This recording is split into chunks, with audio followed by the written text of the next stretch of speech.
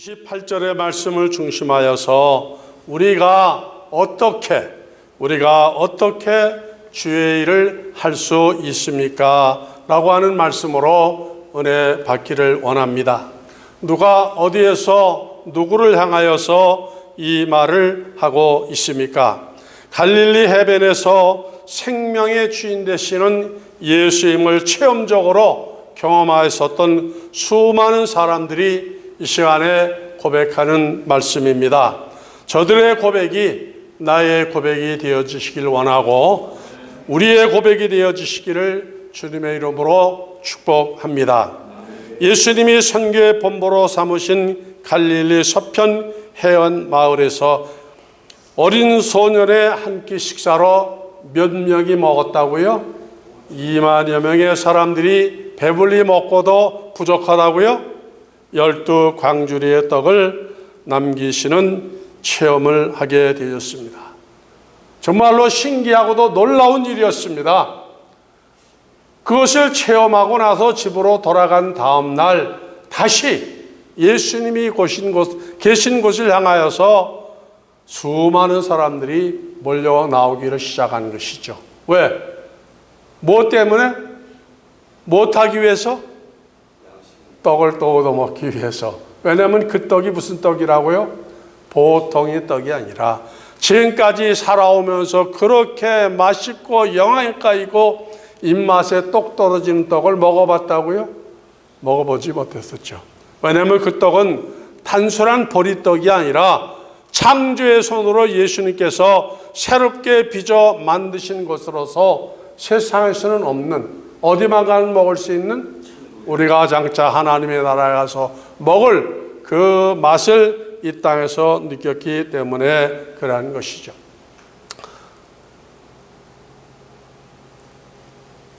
그들이 그 기적을 체험을 하고서 뭐라고 말씀하는 거 아니? 과연 예수님은 우리의 조상 대대로 선지자들이 예언하시기로 하셨던 그 예수님이 우리 앞에 나타나셨다고 그렇게 고백을 했었습니다. 오늘 우리가 예배드리는 그 하나님 예수님은 그냥 종이 호랑이처럼 그려진 그림의 하나님이 아니고 실제적인 하나님, 살아계신 하나님이, 영광 가운데 거하시는 하나님이 이전에도 계셨고 지금도 계셨고 장차 영원토록 계실 그 하나님인 것을 말씀하여 주고 있는 것입니다. 세상에 어느 위대한 인물도 자기가 세상에 태어날 것을 말하고서 말한 대로 온 사람이 있습니까? 없습니까? 역사적으로 없죠. 그런데 예수님은 오실 장소, 오실 시간, 오셔서 무엇을 어떻게 하시다가 그 다음에 어떻게 죽으실 모습, 그것까지도 다 말씀하신 그대로 예수님은 이르셨던 그분이셨던 것이죠. 그 예수님이 하나님의 본체신데도 불구하고 벌레의 모습으로 오시지 아니하시고 어떤 모습으로 오셨다고요? 우리와 같이 연약한 육신의 몸을 입으시고 세상에 오신 이유가 있다 그랬습니다. 그 이유는 그렇게 오시지 아니하시면은 우리의 죄값을 대신 지불할 수가 없으시기 때문에 대신 죽으시기 위해서 그 몸으로 오셔서 우리를 위해서 희생의 제물이 되어진 것을 말씀하여 주는 것입니다. 이 말은 예수 그리스도만이 유일하게 누구의 구원자가 되신다고요? 나의 구원자, 우리의 구원자, 인류의 구원자가 되어지는 것을 말씀하여 주는 것입니다. 다시 말하면 예수님은 진실이란 분이시고 예수님에 대한 모든 것은 참말이 되어지는 것을 말씀하는 것인데 그 예수를 누가 만났다고요? 지금 갈릴리 사람들이 만났죠. 나도 만났고 박 목사님도 만났습니다만은 지금 성경 속에서는 갈릴리 지금 가버나움 사람들이 만난 겁니다. 예수님을 만났다고 하는 것은 보통의 축복이 아니죠. 보통의 축복이 아닙니다. 제가 지난 시간에도 말씀드렸지만 사람이 살아가면서 복이 많이 필요한데 복 중에 제일 가는 복이 무엇이라고요? 예수 그리스도가 나의 구주로 믿어지는 복이라 그랬습니다. 이게 억지로 되는 게 아니고 하나님이 은혜를 주시지 않으면, 우리가 조금 전에 찬양을 들었습니다마는 하나님의 은혜가 아니면, 하나님께서 우리에게 감동을 주시지 아니하시면, 우리를 선택해 주시지 아니하시면은 우리가 그분을 받아들일 수가 없는 겁니다. 아무리 많이 들어도 받을 수가 없고 믿을 수가 없는 것입니다. 그랬으면은 이 갈릴리 사람들이 이제부터는 변화된 삶을 살아야 되어지는 겁니다. 주님이 원하시는 삶을 살아야 되어지는 거예요. 그런데 저들이 지금 그런 삶을 살지 못하고 다시 예수님께 나온 겁니다. 나온 거예요. 예수님이 이게 잘못됐다는 거예요. 그래서 지난 시간도 말씀드렸습니다. 뭐라고 말씀하셨는가 하니, 썩는 양식을 위해서 먹지 말고 무슨 양식을 먹으라고? 썩지 않는 양식을 위해서 일을 하라, 이렇게 말씀하여 주시면서 내가 생명의 떡이다, 이렇게 말씀하였습니다. 예수를 믿었으면 이제부터는 썩는 양식을 먹지 말고 썩지 않는 양식을 먹으라고 하시는 말씀인데, 그럼 어떻게 사는 것이 우리가 썩지 않는 양식을 먹지 않는 삶이 되어지겠습니까? 나만을 위해서 사는 삶은 썩는 양식을 위해서 사는 삶이라 그랬습니다.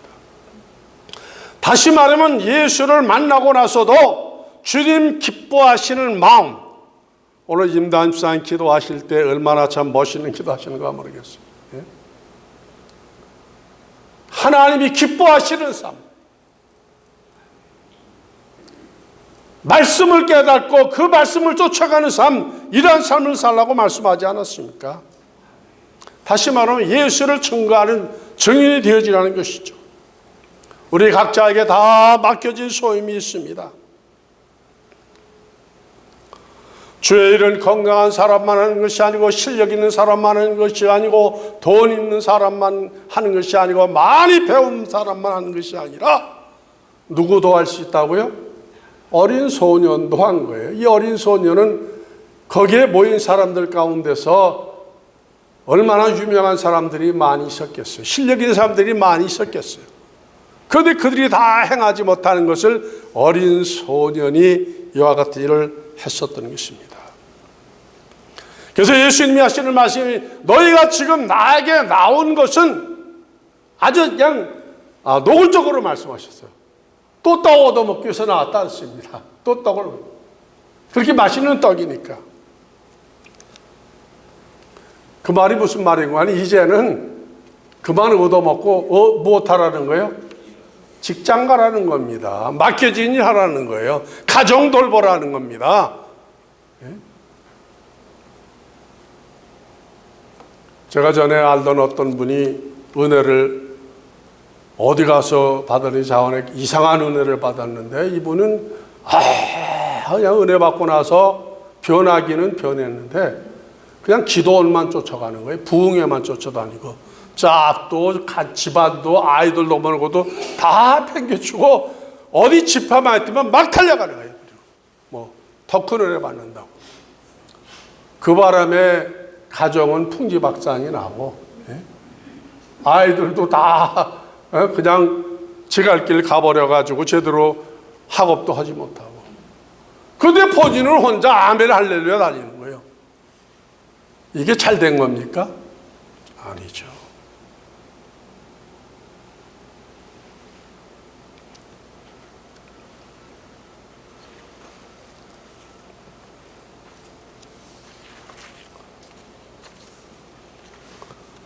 그들을 향하여서 썩는 양식을 위하여 일하지 말고 썩지 않는 양식을 위하여 일하라 그랬습니다. 누구에게? 지금 예수 앞에 나온 그 사람들을 향하여 말씀하는 거예요. 교회 직분자들에게 말씀하는 겁니다. 구원받은 사람들에게 말씀하는 거예요. 누가 그런 사람이 되지 말라고? 우리가 그런 사람이 되지 말라는 거예요. 내가 그런 사람이 되지 말라는 겁니다. 어떤 사람이 썩는 양식 위에 일하는 사람이라고 말씀하는 거 아니, 주님과 동행하지 않는 삶이 그러한 것이죠. 예수님을 따라가지 아니하고 예수님을 초월해서 사는 사람들입니다. 지금 내가 가고 있는 길이 주님이 기뻐하시는 길인지, 내가 지금 계획하는 일이 하나님이 원하시는 일인지, 만일 주님이 원하시지 않는 길이라면은 아무리 보기에 좋고 넓은 길과 같고 그 다음에 황금이 쏟아지는 그냥 벼락부자가 될 것 같은 그 길이라도 가야 돼요, 말아야 돼요? 가서는 아니 되어지는 거죠. 야고보서 1장 22절에서 너희는 도를 행하는 자가 되고 듣기만 하여 자신을 속이는 자가 되지 말라 그랬습니다.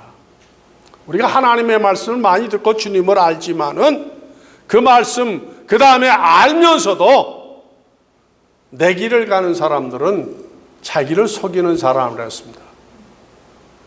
자기가 당하는 모든 그 잘못에 대한 책임이 나에게 있다는 것이죠.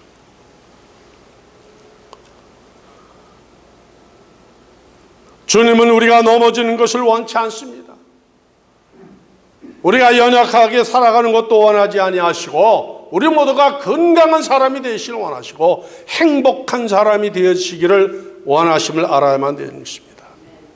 제자들이 지난밤 주님을 갈릴리 해변에 두고서 이제 배를 타고 떠나갈 때도 그러하지 않았습니까? 가다가 뭘 만났다고요? 태풍을 만났다 그랬어요. 주님 모시고 갔으면 태풍 그거 만날 건가요? 안 만날 거예요? 만나도 주님이 해결해 주시죠. 그런데 주님 내팽개치고 저희들끼리 고기 잡는 업을 합시고 바다는 우리의 일터라고 생각하면서 자신 있게 가다가 큰 고초를 당하게 되었었던 것입니다. 세상이 그런 거예요. 우리가 자신할 수 없는 것, 왜 예수님이 필요하냐?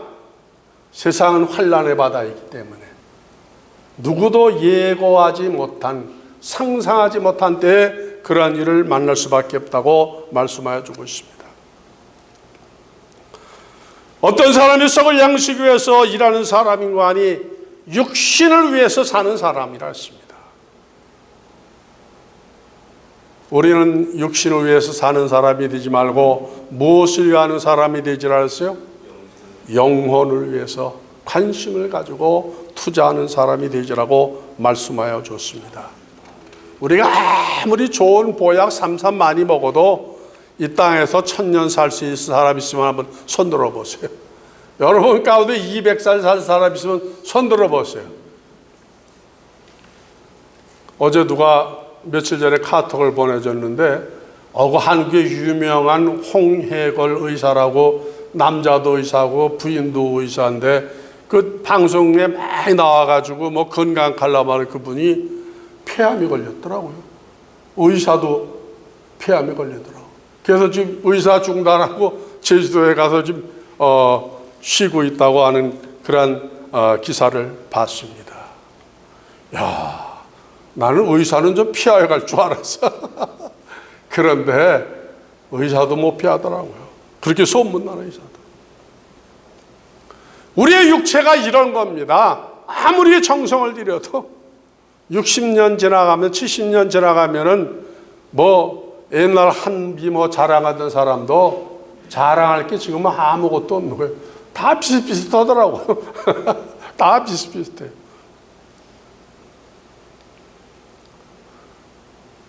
그래도 그 육체라도 오래 갔으면 좋은데 그 육체가 잘해봤었다.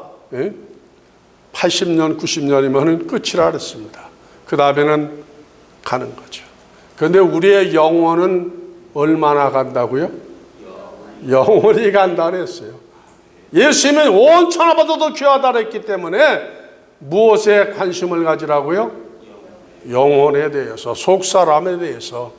내 영혼이 귀한 것이지 우리의 육체가 지금 이렇게 대접을 받고 이쁜 옷 입힘받는 게 영혼을 담고 있기 때문에 이 대접받는 것이지 영혼이 싹 나가버리면 이거 다 걷어갑니다. 다 걷어가. 네.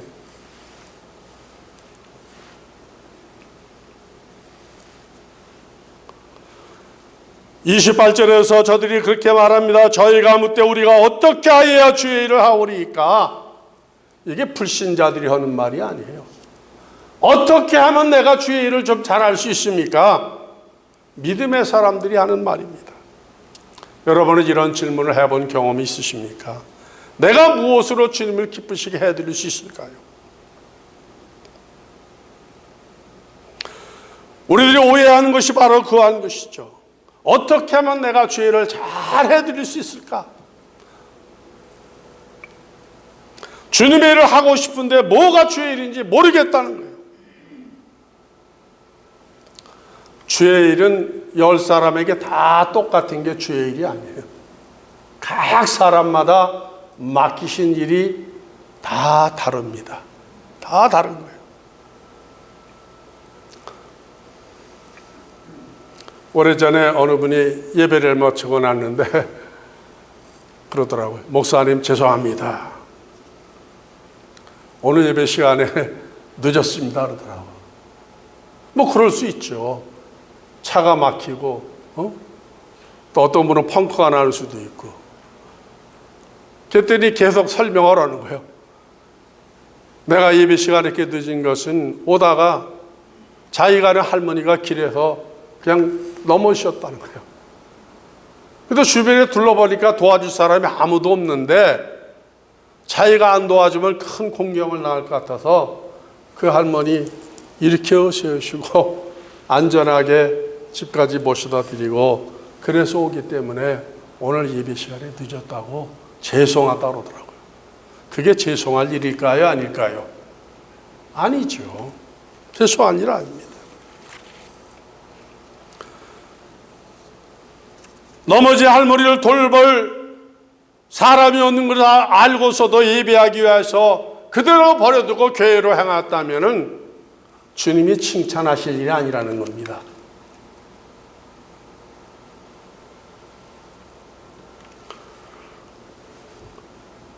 (30여 년) 전에 이혼하고서 그 어린 두 아들만 이제 30살 되는 아들을 데리고 사시던 분이 계셨어요.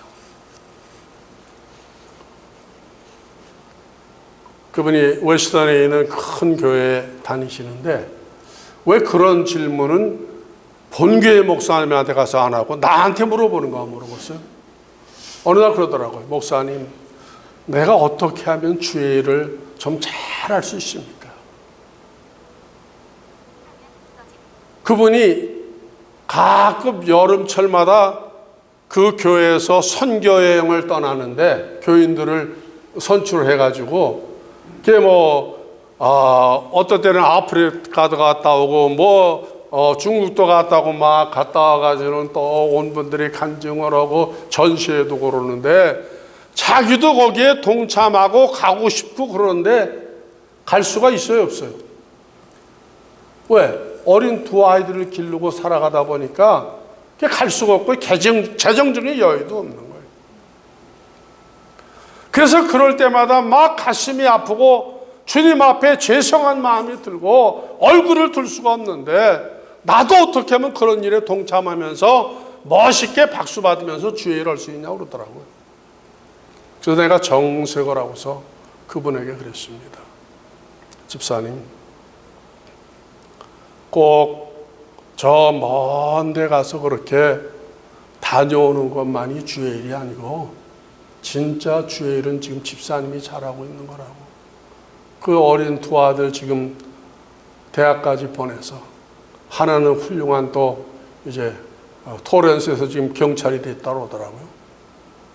경찰로 만드시고. 이게 진짜 주의 일 잘한 겁니다. 앞으로도 계속 아이들 잘 돌보면서 또 그분이 피아노를 치기 때문에 각 부서에서 피아노로 반주하게 되어지는데 그게 주의 일 열심히 하는 거였더니 목사님 그게 정말입니까? 그렇게 해도 되는 겁니까? 잘하신 겁니다. 잘하신 겁니다.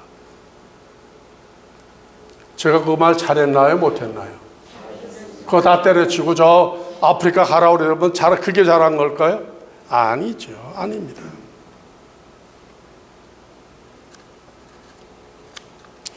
어린아이가 만일 예배당에 와서 배가 고파서 막 우는데 야 이놈아 예배 중에 하고 그냥 때려서 입을 그냥 쥐어틀어 박든지 그러면 잘하는 일일까요? 못하는 일일까요? 배고파 우는 아이에게 젖을 주는 게 누구의 일이에요? 주님의 일이죠. 어린아이가 뭘 안다고. 그게 주의 일이에요.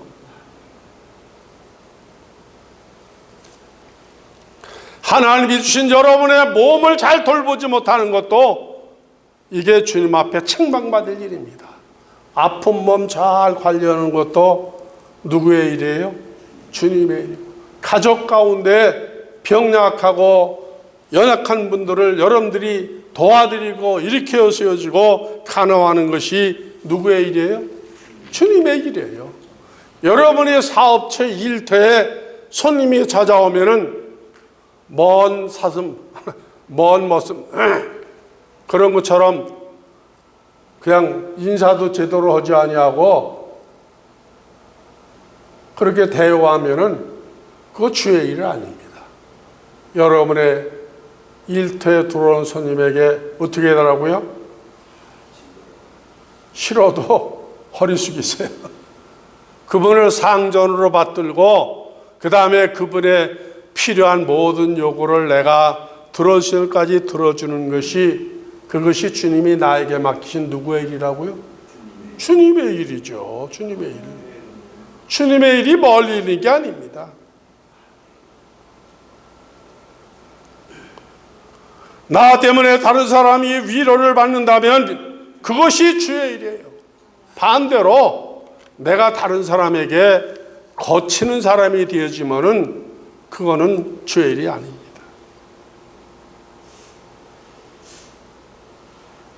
예수를 믿는 나가면서도 이웃에게 소금과 빛으로 인정받지 못하면은 그 사람의 믿음은 고장난 믿음이에요. 잘못된 믿음입니다.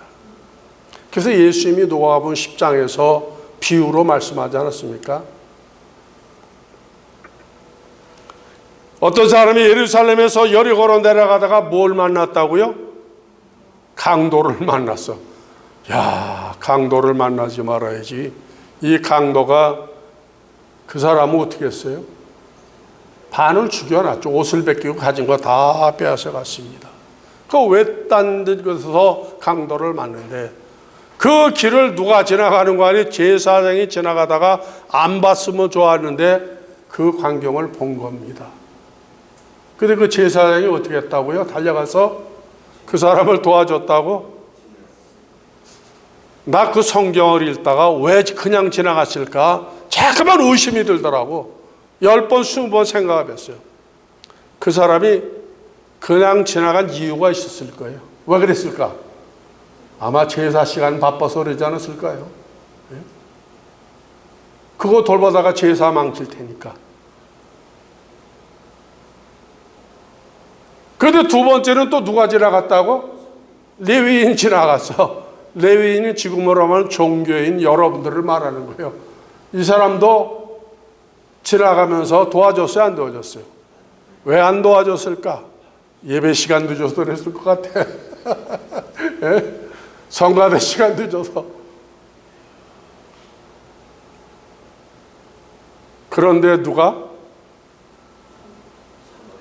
사마리아 사람이 지나가다가 그 광경을 보고 말에서 내려와서 상처 입은 자를 거기다 태워가지고 숙소로 데리고 가서 그를 돌봐주고 저기 떠나가면서 뭐라 그랬어요? 만약에 돈이 더 들어가면 내가 오는 길에 갚을 테니까 이 사람을 완전하게 치료해 주라 하면서 떠나갈 때 예수님께서 그 말씀하시면서 제자들에게 말씀하셨죠. 누가 너의 진정한 이웃이냐? 제사장 아니라는 겁니다. 레위인 아니라는 거예요. 돌봐야 할 사람을 돌아보지 아니하고 예배드리는 그 제사장의 그 예배를 하나님이 간합 안 하시겠다는 겁니다. 그런 자들이 모여서 예배드리는 거 그거 주님이 귀 닫으시겠다는 거예요. 귀 닫으시겠다는 거예요.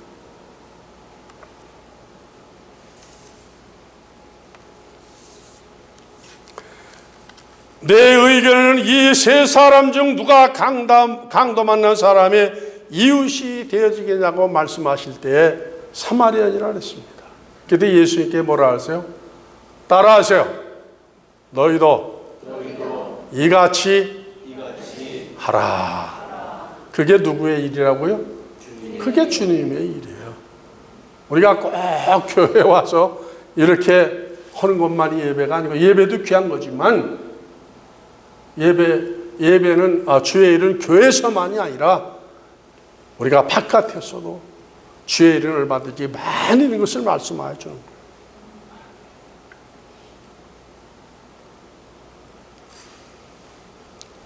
(35절의) 말씀을 보겠습니다. 예수께서 가라사대 내가 곧 생명의 떡이니 내게 오는 자는 결코 줄이지 아니할 터이요 나를 믿는 자는 영원히 목마르지 아니하리라. 예수 안에 우리에게 주시는 축복의 내용이 무엇인가 하니 생명의 떡, 영원히 목마르지 아니한다는 것은 부족함이 없는 것을 말하는 것인데, 언제까지요? 영원. 그래서 영원은 예수 그리스도만 받는 것이죠. 또 37절에 아버지께 내게 주시는 자는 다 내게로 올 것이요 내게 오는 자는 내가 결코 쫓아내지 아니하리라. 여러분들은 이미 주님 앞에 나왔기 때문에 천국에서 쫓겨날 이유가 있어요, 없어요? 절대로 없습니다. 절대로 없어요. 39절을 더 보고서 마치겠습니다. 나를 보내신 이의 뜻을 행하려 함이니라. 나를 보내신 이의 하나님의 뜻은 내게 주신 자 중에 내가 하나도 잃어버리지 아니하고 마지막 날에 어떻게 한다고요? 이게 뭐예요? 부활의 축복을 말하는 겁니다. 마지막 날에 부활. 부활이 얼마나 소중한 것이지. 우리에게 왜 부활을 주시느냐? 이 몸을 그대로 살려놓으면은 만유인력의 법칙의 지배를 받아가지고 예수님처럼 하늘 구름을 탈 수가 없거든요. 천국에 가서도 1분도 살 수가 없는 거예요. 이 몸을 가지고는 천사의 몸과 같이, 변화받은 예수님의 몸과 같이 변화를 받아야만 그 땅에서 영원히 살 수가 있어서 우리를 부활시켜 주신 겁니다. 그래서 예수님이 죽으셨다가 부활하셔서 우리에게 그 부활의 약속을 주신 것입니다. 이 약속을 주신 하나님 앞에 우리의 생명이 다하는 날까지 정말로 주의 일을 기쁘시게 해드려서 우리 주변을 참 평화롭게 하고 복되어지게 하고 더 확장이 되어지는 그런 데 수용을 받을 수 있는 모두가 되어지시기를 주님의 이름으로 축복합니다.